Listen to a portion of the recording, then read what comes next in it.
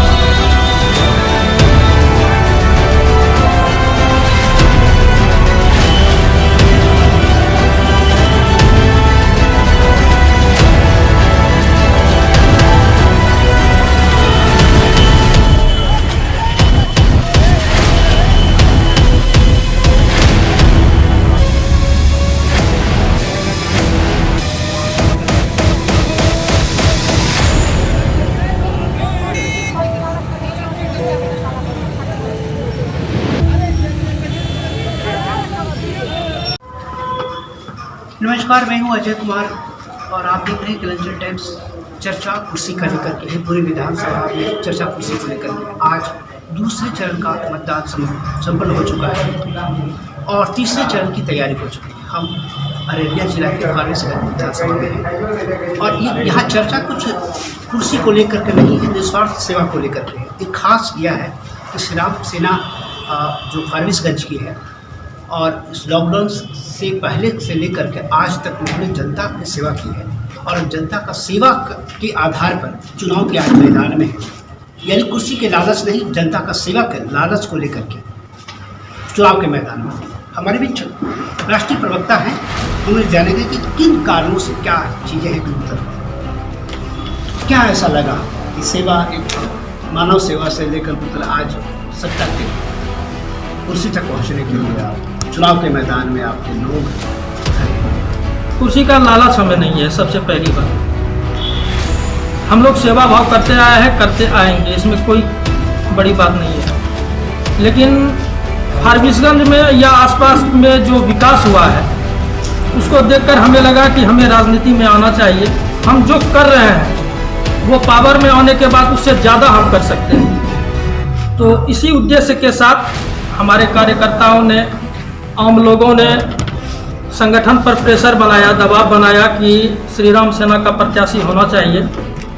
तो इसी कारण हम लोगों ने अपने अध्यक्ष श्री प्रदीप देव जी, जो कि पिछले 20 वर्षों से मटियारी पंचायत के मुखिया हैं, उन्हें मनाया कि वो चुनाव लड़ें और आज हम लोग चुनाव मैदान में हैं और निश्चित रूप से आम लोगों का सहयोग हमें मिल रहा है और हम लोग जीतेंगे।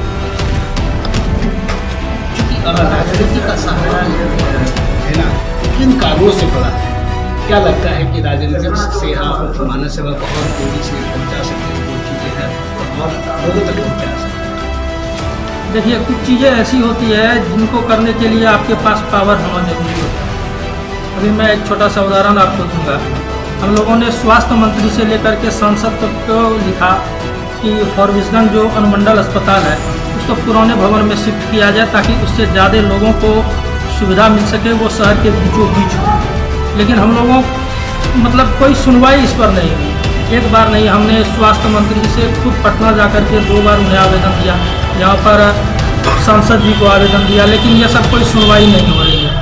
तो ऐसे और भी बहुत कारण है। शहर में जल जमाव की स्थिति ऐसी है कि अगर आप 1 महीना पहले आते तो फारबिसगंज की सबसे व्यस्ततम सड़क जो है सदर रोड, उस पर आप चल नहीं सकते थे। उसमें घुटनों से ज़्यादा पानी लगा हुआ रहता था। कई व्यावसायिक प्रतिष्ठान जो है वो तो बंद होने के कगार पर थे। कई व्यवसायी के दुकान में जो है, गोदाम में जो है पानी घुस गया था, जिससे सामानों की क्षति हुई है।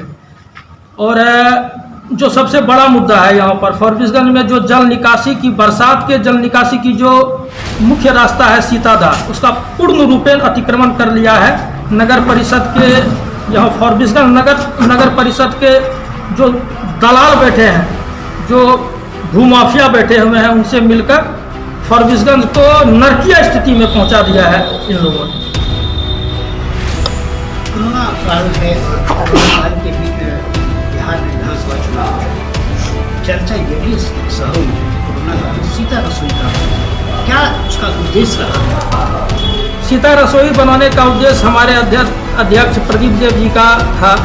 उनका कहना यही था कि जब तक प्रदीप देव जिंदा रहेगा, जब तक श्री राम सेना खड़ा रहेगा, फॉरबिसगंज में कोई भूखा नहीं रह सकता है। हम लोगों ने लगातार 28 दिनों तक सीता रसोई का निर्माण कर डेली प्रत्येक दिन 1500, 2000, 3000 पैकेट, जहाँ जहाँ से हम लोगों ने हेल्पलाइन नंबर जारी किया था, हमें फ़ोन आते थे और हमारे कार्यकर्ता उस विषम परिस्थिति में, जबकि लोग घर से नहीं निकल रहे थे, हम लोगों ने प्रशासन के मदद से, सहयोग से पास बनवाकर उन लोगों को खाना पहुंचाया।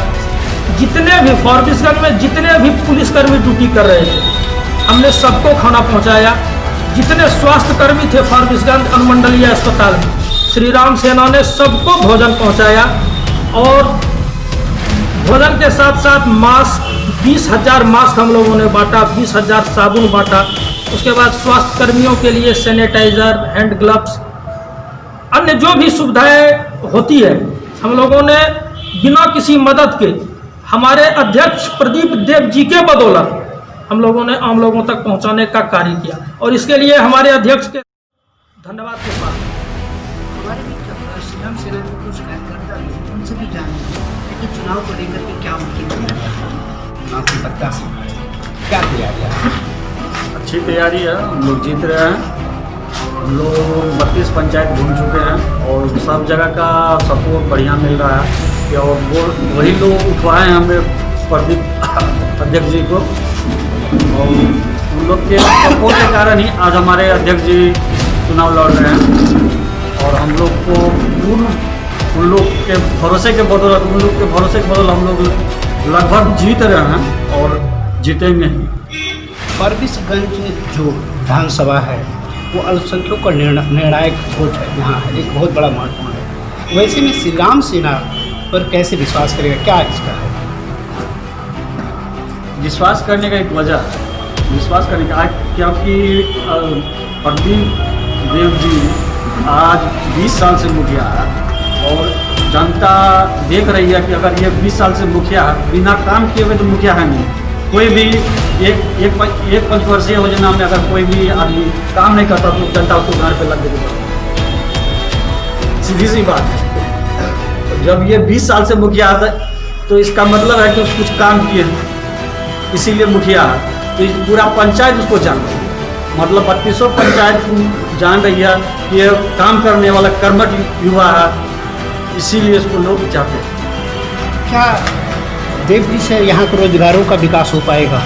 निश्चित ही यहाँ पर जो है, यहाँ जो हमारी श्री राम सेना की संगठन चल रही है उसके अध्यक्ष साहब जो चुनाव लड़ रहे हैं, निश्चित ही हमारी फॉरबिसगंज का विकास करेंगे। क्योंकि यदि बात कीजिए हमारी श्री राम सेना तो हर समय हमें ये नहीं कभी किसी को फील होने दिया कि श्री राम सेना जो है ये छोटे तत्व के हैं, ये बड़े लोग हैं, ये कभी फील नहीं होने दिया है। जिससे भी मामला हो, या स्वास्थ्य के प्रति किसी जो रक्त की जोड़ी हो, तो 12 बजे रात में भी फ़ोन करते हैं तो हमारी श्री राम सेना संगठन जो है उसे जितने कम समय में 10 मिनट हो या 1 घंटे के अंदर कोई भी ब्लड हो उसको अवेलेबल करवाता है। हमारे श्री राम सेना का एक एम्बुलेंस सेवा चल रहे हैं जो निःशुल्क चल रहे हैं गरीबों के लिए, मात्र 10 रुपया प्रति किलोमीटर के हिसाब से। इसके अलावा बहुत सारे काम है, जहाँ भी कोई भी मामला हो हमारे श्री राम सेना का कार्यकर्ता और उनके अध्यक्ष महोदय जो है उसके प्रति हर समय काम किए हैं। मैं आपको बता दें कि श्री राम सेना हिंदुओं के लिए काम कर रहे हैं, हिंदुत्व के लिए काम कर रहे हैं। तो आज अररिया जिला में कहीं भी किसी तरह की मामला होता है सबसे पहले जाती है। आपको एक मामला के बारे में बता दें, वर्धा में हुई थी, जो कि एक हिंदू की लड़की के साथ हुई थी। यहाँ पर कोई भी नेता उसके खिलाफ बोलने के लिए सामने नहीं आए, यहाँ तक कि न तो यहाँ के MP MLA कोई भी नहीं। लेकिन श्री राम सेना यदि कहा जाए कि वो चुनाव के लिए यदि संगठन चला रही है, गलत है। क्योंकि हमें फॉरबिसगंज विधानसभा से लड़ रहे, लेकिन वर्धा गए थे, दूसरी विधानसभा में है, वहाँ पर उसकी मदद करने पहुँचे। ऐसे ऐसे बहुत सारे मामला है जो हमारी श्री राम सेना सिर्फ जनता की सेवा के लिए खड़े हैं। और सिर्फ यदि आज चुनाव लड़ रहे हैं तो उसका मुख्य कारण है कि वो अपने एक पावर चाहते हैं, क्योंकि किसी भी काम के लिए जो है पावर, पैसा, हर चीज़ की ज़रूरत है।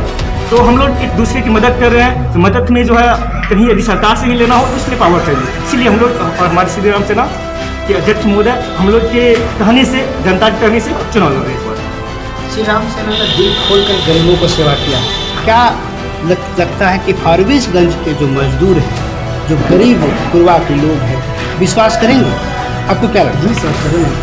हमारे राम सेना जो है ना, बहुत सारे गरीब लोग उस पर विश्वास है, इसलिए सारा हमने वोट देने के लिए तैयार है। करेंगे। सारा विश्वास है। तो पूरा क्या लगता है यहाँ के लोग मजदूर दूसरे राज्यों में जाते के हैं, लिए बराबर है। मैं सब गरीब देख करके वोट जिताएगा? ये श्योर है? जनता का समर्थन मिलेगा? हाँ, जनता का समर्थन यानी फारबिसगंज का बेटा, फारबिसगंज के लोगों का आशीर्वाद मिलेगा? पूरा मिलेगा। पूरा मिलेगा? पूरा मिलेगा। यहाँ विश्वास करेंगे? पूरा विश्वास है? पूरा विश्वास। पूरा